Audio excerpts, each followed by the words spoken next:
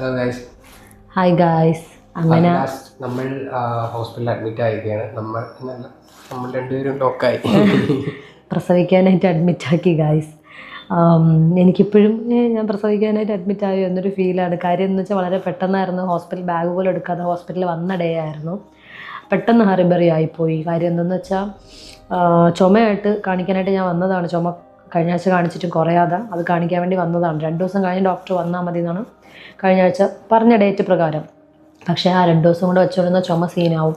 Already കഴിഞ്ഞ ആഴ്ച വന്നപ്പോൾ ചുമ കൂടിയത് കാരണം കുഞ്ഞിന് ഹാർട്ട് ബീറ്റ് കൂടുതൽ, എനിക്ക് ഹാർട്ട് ബീറ്റ് കൂടുതൽ. അപ്പോൾ ഇപ്പോൾ ഇനിയും ചുമ വെച്ചുകൊണ്ടിരുന്നാൽ അത് പ്രശ്നമാണ്. അതുകൊണ്ട് ഇന്ന് വന്നപ്പോഴും ചുമയുടെ കാര്യം പറഞ്ഞിട്ട് മെഡിസിൻ തന്നു വിടുമായിരിക്കും. 2 ദിവസം കൂടെ കഴിഞ്ഞ് വന്നാൽ മതിയല്ലോ എന്ന് നമ്മൾ ബാഗൊന്നും എടുത്തില്ല. ഇന്നും ഹാർട്ട് റേറ്റ് കുഞ്ഞിൻ്റെയൊക്കെ നോക്കിയപ്പം ഇന്നലെയൊക്കെ ചുമയായിരുന്നു. കാരണം ഇന്നും ചുമയുണ്ടായിരുന്ന കാരണം ഹാർട്ട് റേറ്റ് കൂടുതലായിരുന്നു. പിന്നെ ചുമയും പ്രശ്നമായപ്പോൾ ഡോക്ടർ പറഞ്ഞു എന്തായാലും അഡ്മിറ്റ് ചെയ്യാം. PV ചെയ്തപ്പോഴും ഫേവറബിൾ ആയിരുന്നു, സർവീസൊക്കെ സോഫ്റ്റ് ആയിട്ടുണ്ടെന്ന് പറഞ്ഞു. അപ്പോൾ പിന്നെ എന്തായാലും ടൈമും ആയി, ഏകദേശം 38 വീക്ക് കംപ്ലീറ്റ് ആയി. 2-3 ഡേയ്സ് വരെ ആവുന്നു. അപ്പോൾ അതുകൊണ്ട് നോക്കാം, അഡ്മിറ്റ് ചെയ്യാമെന്ന് പറഞ്ഞു. അങ്ങനെ ഡോക്ടർ പറഞ്ഞപ്പോൾ അഡ്മിറ്റ് ആകാമെന്ന് പറഞ്ഞപ്പോൾ ഞാൻ സത്യത്തിൽ ബ്ലാങ്ക് ആയിപ്പോയി. എന്ത് ചെയ്യണം? പിന്നെ കുഴപ്പമില്ല, എല്ലാവരും സപ്പോർട്ടീവായിരുന്നു. അപ്പോൾ പിന്നെ അവർ പറഞ്ഞു റൂം അലോട്ട് ആയിട്ടില്ലായിരുന്നു. റൂം ആയതിനു ശേഷം സാധനം എടുക്കാൻ പോകും. കാര്യം നമ്മൾ പാക്ക് ചെയ്ത് കൊണ്ടൊന്നും വന്നില്ലായിരുന്നു. എല്ലാം പാക്ഡ് ആയിരുന്നു, വീട്ടിലായിരുന്നു, വീട് അടുത്താണ്. അപ്പോൾ പിന്നെ വിചാരിച്ചു ഇവിടെ എന്താണ് ഒരു സിറ്റുവേഷൻ അനുസരിച്ചിട്ട് ചെയ്യാമെന്നുള്ള പ്ലാനിലായിരുന്നു. അപ്പോൾ അങ്ങനെ ഡോക്ടർ അഡ്മിറ്റ് ആക്കാൻ പറഞ്ഞു. ലാസ്റ്റ് ഫോംസ് എല്ലാം ഫില്ല് ചെയ്തു. പിന്നെ പറഞ്ഞു പുറത്ത് പോയി കഴിച്ചിട്ട് വന്നാൽ മതി. ഉച്ചയായി, ഒരു 1:30 ഒക്കെ ആയി. അപ്പോൾ പിന്നെ നമ്മൾ പുറത്ത് പോയി ഫുഡെല്ലാം കഴിച്ചിട്ട് 2 മണി തൊട്ട് എന്തോ മെഡിസിൻ സ്റ്റാർട്ട് ആവും, റൂമും അപ്പം അലോട്ട് ചെയ്ത് തരാമെന്നാണ് പറഞ്ഞത്.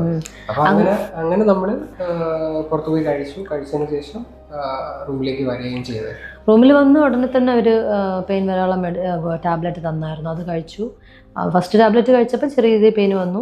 അത് കഴിഞ്ഞ് 4 മണിക്കും ടാബ്ലറ്റ് തന്നു. അത് കഴിച്ച് കഴിഞ്ഞപ്പം കുറച്ചും കൂടെ വ്യത്യാസമായിട്ട് പെയിൻ വന്നു. ഇപ്പോൾ ഇനി രാത്രിത്തെ ഫുഡ് കഴിച്ച് രാത്രി 9 മണിക്കൊന്നും കഴിക്കാൻ പറഞ്ഞിട്ടുണ്ട്. അപ്പം പെയിൻ ഇങ്ങനെ വന്നു പോയി അങ്ങനെ നിൽക്കുന്നു. പിന്നെ എന്താ പറഞ്ഞേ, പ്രത്യേകിച്ചൊന്നും പറഞ്ഞില്ല ഡോക്ടർ. ചുമയൊന്നും മാറണമെന്ന് പറഞ്ഞു. അപ്പോൾ ചുമ മാറിയതിന് വന്ന് റൂമിൽ ഒന്ന് നെബുലൈസേഷനൊക്കെ തന്നു, ആൻറ്റിബയോട്ടിക്കും ഇട്ടു, ചുമയ്ക്കുന്നതിന് വേണ്ടിയിട്ടൊക്കെ ഉള്ളത് അതൊക്കെ ചെയ്തു. ആഹാരം കഴിച്ച ശേഷം, രാത്രി ആഹാരം കഴിച്ചതിന് ശേഷം ഒരു 9 മണിക്ക് എന്തോ ഗുളിക തന്നിട്ടുണ്ട്, അത് കഴിക്കേണ്ടി വരും. ഞാൻ ഈ ചുമയും പനിയും പിടിച്ച് സോ ടയർഡാണ് ഗൈസ്. ഇല്ലെന്നുണ്ടെങ്കിൽ കുറച്ചും കൂടെ ഒരു എനർജി ഉണ്ടാവുമായിരുന്നു. കാര്യം അങ്ങനെ ഒരു അയ്യോ ചുമച്ച് എനിക്ക് ത്രോട്ട് പെയിൻ എന്ന് വെച്ചാൽ തൊടാൻ പോലും വയ്യ ഇവിടെ. വന്നത് തന്നെ കാര്യം ചുമച്ച് വയറുവേദന, ഈ ത്രോട്ടിൻ്റെ ഈ ഭാഗത്ത് തൊടുമ്പം വേദന, തല തിരിക്കുമ്പം വേദന, അതിൽ വേദനയായിപ്പോയി എനിക്ക്. അപ്പം അതാണ് അവസ്ഥ. ഇതിൽ ഏറ്റവും വലിയ കൺസേൺ എനിക്കിപ്പോൾ ഇരിക്കുന്നത് പെയിൻ വരുമ്പം ബ്രീത്തിങ് എക്സസൈസ് ഞാൻ നല്ലപോലെ ചെയ്യുന്നുണ്ടായിരുന്നു. അപ്പോൾ അതെനിക്കിപ്പം മൂക്കടപ്പ് എന്ത് ചെയ്തെനിക്കറിയില്ല. ശ്വാസം എടുക്കാൻ പറ്റിയാൽ മതിയായിരുന്നു ബ്രീത്തിങ് എക്സസൈസിന് പെയിൻ വരുമ്പം. നമുക്ക് ബെസ്റ്റ് റിലീഫാണല്ലോ അത്. പിന്നെ ഞാൻ എൻ്റെ ബോൾ കൊണ്ടുവന്നിട്ടുണ്ട്, അതിലിരുന്ന് എക്സസൈസ് ചെയ്യാൻ വേണ്ടിയിട്ട്. അപ്പോൾ അത് ഡോക്ടറിനോട് ചോദിച്ചപ്പം ഓക്കെ, അതെടുത്തിട്ട് വന്നു. അങ്ങനെയൊക്കെ ഇരിക്കുന്നു. ഇനിയിപ്പോൾ ബേബി എന്തായാലും വരാറായി. കുറച്ച് സമയം തന്നെ ശരി, ഒരു 1-2 ദിവസം നോക്കിയാൽ അല്ലേ. പിന്നെന്താ, ഇന്നെന്തായാലും രാത്രി ഉറക്കമൊന്നും കാണത്തില്ല. കാര്യം ഗോകുനും മെഡിസിനൊക്കെ കൊടുത്തേക്കുക, പെയിൻ വരും. അങ്ങനെ ഞാനും ബൈസ്റ്റാൻഡറായിട്ട് ഞാനാണ് നിൽക്കുന്നത്. അമ്മയും അച്ഛനും വന്നിട്ടൊക്കെ പോയി. എല്ലാവർക്കും പനിയും കാര്യങ്ങളൊക്കെ ആണല്ലോ. അപ്പോൾ എല്ലാവരെയും കൂടെ നിർത്തി റഷ് ആക്കണ്ട. ഇവിടെ പിന്നെ ഒരുപാട് വലിയ അത്യാവശ്യങ്ങളൊന്നും ഇല്ല, എല്ലാം സപ്പോർട്ടീവാണ്, എല്ലാം വേറെ ഇഷ്യൂസൊന്നും ഇല്ല. എക്സ്ട്രാ കാര്യം ഞാൻ എല്ലാ സാധനങ്ങളും എല്ലാം ഡീറ്റെയിൽ ആയിട്ട് എടുത്തുകൊണ്ട് വന്നിട്ടുണ്ടായിരുന്നു. അപ്പോൾ പുറത്ത് പോകേണ്ട ആവശ്യമൊന്നും വലുതായിട്ടില്ല. പിന്നെ അപ്പം നാളെ രാവിലെയൊക്കെ വീട്ടിൽ നിന്നൊക്കെ വന്ന് അങ്ങനെ ഒന്നും പോയി നിൽക്കാമെന്ന് പറഞ്ഞ് ഇരിപ്പുണ്ട്. പിന്നെ കുത്തൊക്കെ കിട്ടി ഗൈസ്. ആനയ്ക്ക് കുത്തുന്ന സൂചിയായിരുന്നു, ഭയങ്കര വേദന. പിന്നെ എൻ്റെ ടാഗ് ഇന്ന് വീട്ടിലുണ്ടായിരുന്നു. അപ്പോൾ അതുകൊണ്ട് എനിക്ക് ഇന്ന് കൊണ്ടുവരാൻ പറ്റി. ഞാൻ പുറത്ത് ജോലിക്ക് പോയ ടൈമിലൊക്കെ ആയിരുന്നെങ്കിൽ ഇച്ചിരി ഡിലേ ആവുമായിരുന്നു. ഇന്നലെ അൺഎക്സ്പെക്റ്റഡ് ആയിട്ട് ഇന്ന് പോവാം, ഒട്ടും വയ്യാന്ന് ഞാൻ ഇങ്ങനെ പറഞ്ഞു അങ്ങനെ തീരുമാനിച്ചതാണ്. അതെന്തോ ഒരു ഫേറ്റ് പോലെ അങ്ങനെ വന്നോ എന്തെന്നറിയില്ല.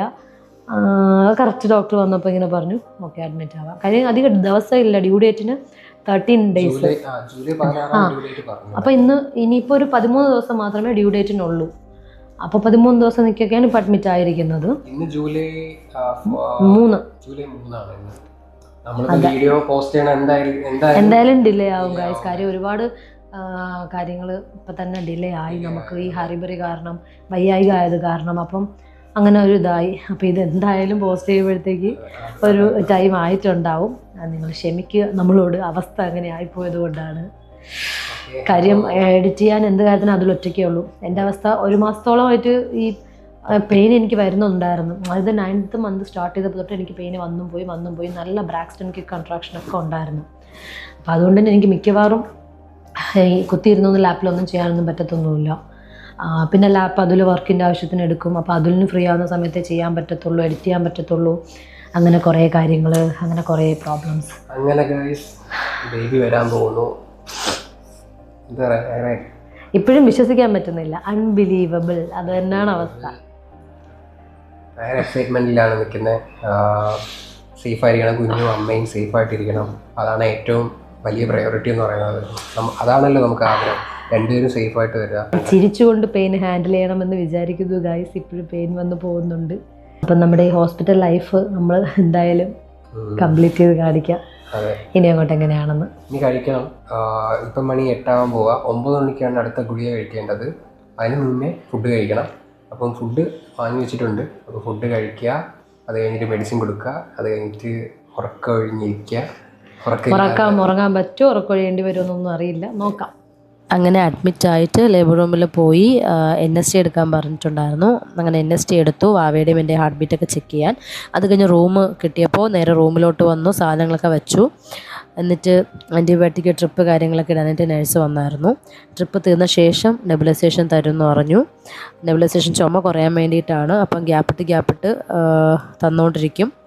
ചുമ നല്ലപോലെ കുറയാനുണ്ടായിരുന്നു. അതുകൊണ്ട് അങ്ങനെ ട്രിപ്പൊക്കെ തീർന്ന ശേഷം സിസ്റ്റർ വന്നിട്ട് നെബുലൈസേഷൻ തന്നു.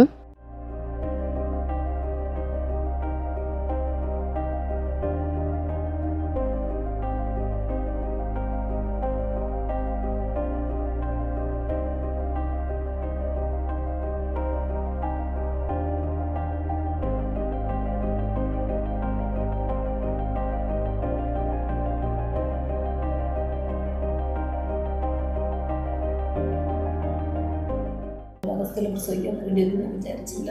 ചുമയും പിടിച്ച് മര്യാദയ്ക്ക് ഒന്ന് പ്രസവിച്ചിട്ട് പോകണം. ഞാനെടുപ്പം ചുമയ്ക്കുള്ള മരുന്നും ട്രിപ്പും നെബുലൈസേഷൻ, ഫുഡ് കഴിക്കാൻ കൂടെ കഴിച്ചാത്രത്ത. അത് കഴിഞ്ഞിട്ട് ഇനി ഗുളിയുണ്ട്. എനിക്ക് കയ്യിലൊന്നുണ്ട്, പക്ഷെ ആരെങ്കിലും വാരി തന്നാൽ എനിക്ക് സാറ്റിസ്ഫാക്ഷൻ വരില്ല. അതുകൊണ്ട് ഞാൻ തന്നെ എടുത്ത് കഴിക്കും. നല്ല വേദനയുണ്ട്. രാവിലേക്കുള്ള സൂചിയാണ് കുത്തിയത്. മണി 8 ആയി. ഓൾറെഡി 2 ഗുളിക വേദന തന്നു. വേദന ചെറുതായിട്ടുണ്ട്. പിന്നെ രാത്രി 9 മണിക്കുള്ള ഒരു ഗുളിക കഴിക്കണം. അത് തന്നിട്ട് പോയി സിസ്റ്റർ.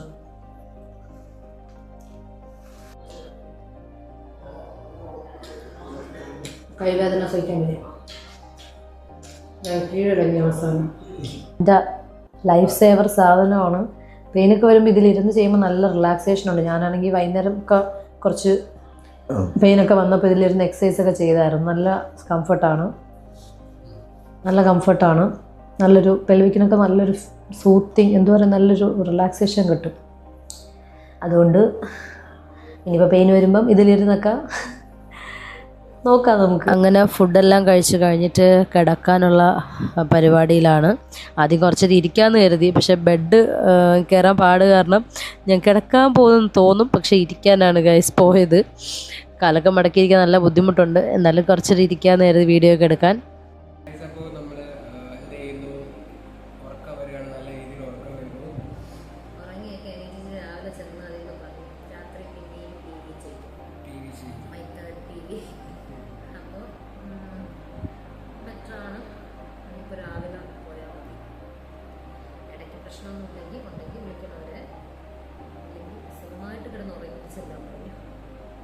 അങ്ങനെ രാവിലെ 4 മണിക്ക് തന്നെ സിസ്റ്റർ വന്ന് വിളിച്ചുണർത്തിയിട്ടുണ്ടായിരുന്നു. 5 മണിയൊക്കെ ആകുമ്പോൾ ലേബർ റൂമിലോട്ട് പോകണം. അപ്പോൾ പല്ലൊക്കെ തേച്ചിട്ട് നല്ല പെയിൻ ഉണ്ടായിരുന്നു. അതുകൊണ്ട് കുറച്ച് നേരം ബോളിലിരുന്ന് റിലാക്സ് ആയിട്ട് പോകാൻ കരുതി. അപ്പോൾ രാത്രിയൊന്നും ബോളിലിരുന്ന് ചെയ്യേണ്ടെന്ന് അവർ പറഞ്ഞിട്ടുണ്ടായിരുന്നു എക്സസൈസ്. അങ്ങനെ രാവിലെ കുറച്ച് റിലാക്സേഷൻ കിട്ടാൻ വേണ്ടി ബോളിലിരുന്ന് ചെയ്തിട്ടൊക്കെ നേരെ ലേബർ റൂമിലോട്ട് പോകാൻ കരുതി. പെൽവിക് ടിൽറ്റും റൊട്ടേഷനും കാര്യങ്ങളൊക്കെയാണ് ചെയ്യുന്നത്, ബൗൺസിങ് ഒക്കെ.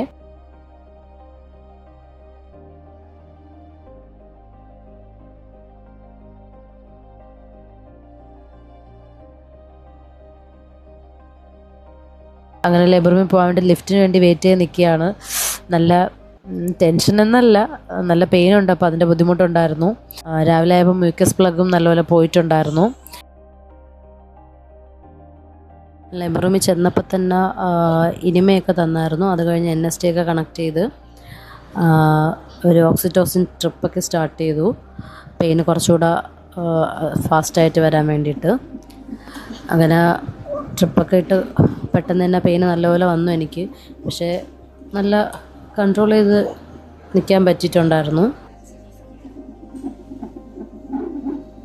അങ്ങനെ ഒത്തിരി നേരം പെയിൻ സഹിച്ചിട്ട് അവസാനം C-സെക്ഷൻ എമർജൻസി ആയിട്ട് ചെയ്യേണ്ടി വന്നു.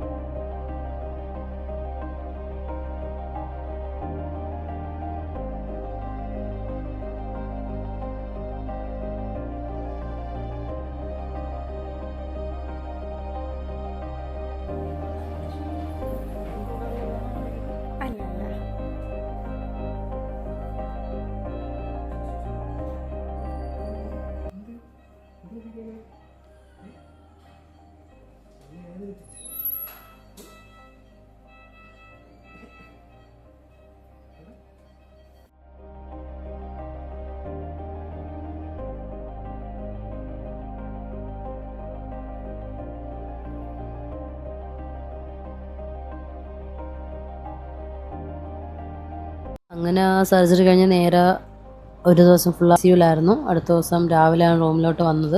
റൂമിൽ വന്നിട്ട് ഉടനെ നെബുലൈസേഷൻ തന്നെ തന്നു. കാര്യം ചുമ നല്ലതുപോലെ ഉണ്ടായിരുന്നു. സിസേറിയൻ ചെയ്യുന്ന സമയത്ത് മാത്രം എന്തോ ഭാഗ്യത്തിന് ഓൾറെഡി നെബുലൈസേഷനൊക്കെ എടുത്തതുകൊണ്ട് ചുമ കുറഞ്ഞിരുന്നു. ICUയിൽ വെച്ച് നല്ല ചുമയുണ്ടായിരുന്നു.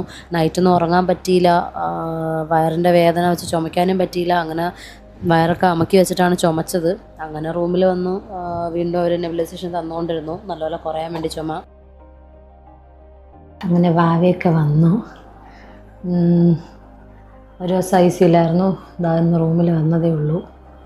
പിന്നെന്താ, കുഴപ്പമില്ല, ഓക്കെയാണ്. C-സെക്ഷൻ ആയിരുന്നു നമുക്ക് ഡെലിവറി. അപ്പോൾ അതിൻ്റെ കാര്യങ്ങൾ എന്തുകൊണ്ടതായി എന്നൊക്കെ ഉള്ളത് വേറൊരു വീഡിയോ ചെയ്യാം. ഇതിലിപ്പോൾ എക്സ്പ്ലനേഷൻ ചെയ്യാനുള്ളത് നമ്മൾ ഹോസ്പിറ്റലിൽ വരുന്ന അടുത്ത കാര്യങ്ങൾ എടുത്തതുകൊണ്ട് ഇന്നിപ്പോൾ റൂമിൽ വന്നിട്ടുള്ള കാര്യം കൂടെ പറയാമെന്ന് വിചാരിച്ചു. ബേബി ഓക്കെ ആണ്, ഞാനും ഓക്കെ ആണ്. പെയിന് കാര്യങ്ങളൊക്കെ നല്ലപോലെ ഉണ്ട്, എന്നാലും ഒക്കെ റിക്കവറായി വരുന്നു. ചുമ ഭയങ്കര സീനായി, അത് ചതിച്ചു. അത് കാരണം ഒരുപാട് പ്രശ്നം ഉണ്ടായി. ഇപ്പോഴും മാറിയിട്ടില്ല. അപ്പോൾ എന്താ, അതിൻ്റെ മെഡിസിനും കാര്യങ്ങളെല്ലാം ചെയ്യുന്നുണ്ട്. പിന്നെന്താ, ബേബി സുഖമായിട്ടിവിടെ ഉറങ്ങുന്നുണ്ട്. പിന്നെ ഇനിയിപ്പോൾ എനിക്ക് തോന്നുന്നു 4th ഡേ എന്തോ ആണ് നമുക്ക് ഡിസ്ചാർജ് വരുന്നത്, അതിനി പറയും. അങ്ങനെ ഞാൻ കുളിച്ചിട്ട് കിടക്കുന്നതെന്നല്ല ഗൈസ്, കുളിക്കാറായില്ല. അപ്പോൾ തല വിയർത്തിട്ട് മുടി ഒട്ടും ഉണങ്ങുന്നുണ്ടായിരുന്നില്ല, ഭയങ്കര ബുദ്ധിമുട്ടായിരുന്നു. റൂം AC ആയിട്ട് പോലും അവന് AC ബുദ്ധിമുട്ട്, എനിക്ക് ചുമ കാരണം AC പറ്റില്ല, അതുകൊണ്ട് AC ഒന്നും ഇടാൻ പറ്റിയില്ല. അങ്ങനെ ഹെയർ ഒന്ന് ഉണങ്ങാൻ വേണ്ടി ഫാൻ ഇട്ടിട്ട് കിടക്കുന്നതായിരുന്നു കുറച്ച് നേരം. നല്ല ഉറക്കവും ക്ഷീണവും ഉണ്ടായിരുന്നു. പിന്നെ കുറച്ച് നേരം വാവ എടുത്ത് വെച്ച് കളിപ്പിച്ചു. കിടന്ന ശേഷം അവൻ ഉണർന്നപ്പോൾ പാലൊക്കെ കൊടുത്ത് പിന്നെ അവൻ്റെ അടുത്ത് കുറച്ച് കളിപ്പിക്കലും കാര്യമൊക്കെ ആയിരുന്നു. ഇച്ചിരി നേരം അവൻ കണ്ണുറന്നൊക്കെ ഇരുന്ന് മുഖത്തൊക്കെ ഇങ്ങനെ നോക്കിക്കൊണ്ടിരുന്നു. ചുമയായിട്ട് ഞാനും മാസ്ക് വെച്ചിട്ടാണ് ഇരുന്നിട്ടുണ്ടായിരുന്നത്. പിന്നെ കുറച്ച് നേരം ശ്വാസം മുട്ടലായിരുന്നു, മാസ്ക് മാറ്റി. അങ്ങനെ നമ്മുടെ വാവയുടെ ആദ്യമായിട്ടുള്ളൊരു ഒഫീഷ്യൽ കാര്യമാണ്, അവൻ്റെ പേര് എഴുതി കൊടുക്കുകയാണ്. ഞങ്ങളങ്ങനെ ഞങ്ങളുടെ മനസ്സിൽ ഗേൾ ബേബി ആണെന്നായിരുന്നു തോട്ട്. എല്ലാവരും അങ്ങനെയാണ് പറഞ്ഞിട്ടുണ്ടായിരുന്നതും. അപ്പോൾ ഞങ്ങൾ വിചാരിച്ചു അപ്പോൾ ഗേൾ ബേബിയാണ് കൂടുതൽ പ്രതീക്ഷിച്ചത്. അപ്പോൾ ഗേൾ ബേബിയുടെ പേര് ആദ്യമേ ഞങ്ങൾ കണ്ടുപിടിച്ചിട്ടുണ്ടായിരുന്നു. പിന്നെ ബോയ് ബേബിയുടെ പേര് ലാസ്റ്റ് 1 മന്ത് ഉള്ളൊരു ടൈമിലാണ് ഞങ്ങൾ കണ്ടുപിടിച്ചത്. അങ്ങനെ ഞങ്ങൾക്ക് രണ്ടുപേർക്കും ഇഷ്ടപ്പെട്ട ഒരു പേര് ഞങ്ങൾ സെലക്ട് ചെയ്തു. പേര് നോക്കിയിട്ട് നിങ്ങൾ കമൻറ്റ് ചെയ്യുക, യൂണീക്ക് നെയിമാണോ നല്ല നെയിമാണോ എന്താണെന്നുള്ളത്. ന്യൂമറോളജിക്കലി നല്ല മീനിങ് ഉള്ള നെയിം തന്നെയാണ് ഞങ്ങൾ ചൂസ് ചെയ്തിട്ടുള്ളത്. അപ്പോൾ പേര് വേദു ജി അതുൽ എന്നാണ്.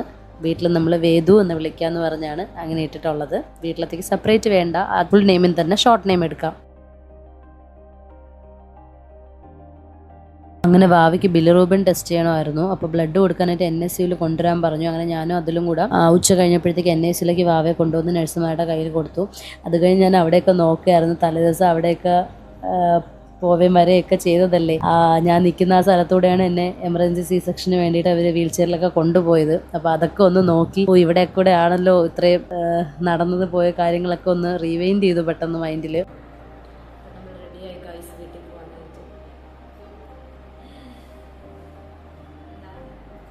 നമ്മളെ റൂം കുഞ്ഞമ്മയുടെ കയ്യിലേക്കാണ് എല്ലാം പാക്ക് ചെയ്ത് സാധനങ്ങളൊക്കെ പോയി. അപ്പൊ ഗൈസ് നമ്മള് പോവുകയാണ് കുഞ്ഞാവയും കൊണ്ട് വീട്ടിലോട്ട്. അപ്പൊ പോവാമോ? സാധനങ്ങളെല്ലാം എടുത്ത് ഷിഫ്റ്റ് ചെയ്തു. വണ്ടി ഫുള്ള് സാധനങ്ങൾ കൊണ്ട് നിറഞ്ഞിരിക്കുകയാണ്.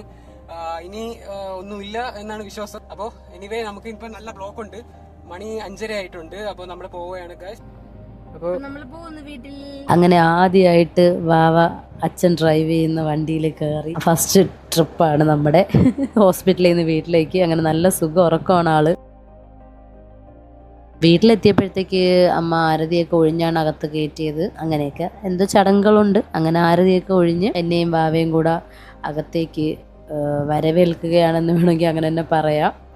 അങ്ങനെ ഞങ്ങൾ ആരതിയൊക്കെ ഒഴിഞ്ഞ് അകത്ത് കയറി. അപ്പോൾ നമ്മുടെ കല്ലും അവിടെ വെയിറ്റ് ചെയ്തിരിപ്പുണ്ട്. അതുപോലെ ദേവനും പിറകെ നടപ്പുണ്ട്. അങ്ങനെ ഇതുവരെ നമ്മൾ രണ്ടുപേരും മാത്രം കിടന്നുകൊണ്ടിരുന്ന കട്ടിൽ ഒരു കുഞ്ഞാളും ഇവിടെ വന്നിട്ടുണ്ട്.